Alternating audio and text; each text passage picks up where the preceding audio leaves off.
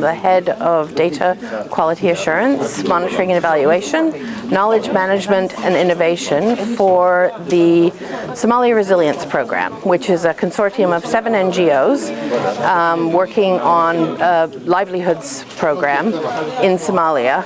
And the technical unit is headed by Worldvision, so I work for Worldvision.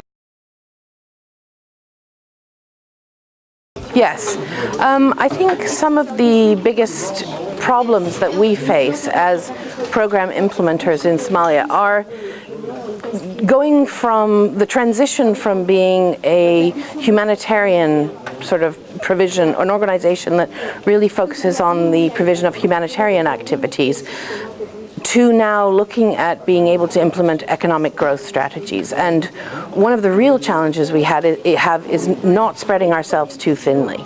Because in a country like Somalia, you're going to have repeated cyclical hazards. You're going to have repeated cyclical droughts. And so as an implementing agency, we always have to be prepared to look after those who perhaps aren't as buffered against the effects of a drought, while still working with those who perhaps are enabled more to take advantage of economic growth opportunities. So we very much risk trying to be a jack of all trades and a master of none.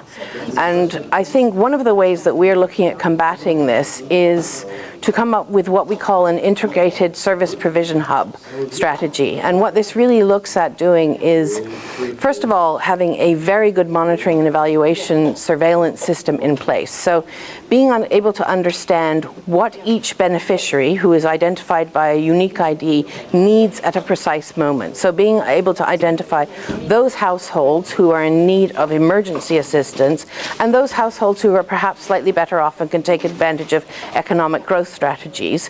Once we can identify those, we can, rather than trying to do everything ourselves, we can actually refer them to agencies, for example, like WFP, who could be in charge of emergency aid provision and much more on what I would call the emergency buffer mitigation provision. So in terms of resilience, really looking at absorptive capacity and allowing us as an NGO to focus much more on providing adaptive capacity. So things like belonging to a village savings and loans, transitioning into perhaps having a bank account, forming a cooperative as an agricultural sort of instrument for risk mitigation, and moving into the production of agricultural crops or things like fodder growing, feed and fattening lots, things that we could look at the value chains and look at different entry points for different households, etc., having done a very good value chain analysis. But if we had an integrated service referral hub,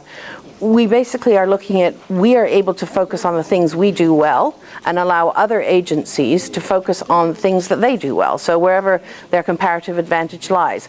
However, what I will emphasize again is the critical factor in all of this is having a very good surveillance system, because if we are not able to track each individual household and to understand the needs of each individual household at a given time, we're unable to refer them effectively to the adequate agency, the agency that can do the best job.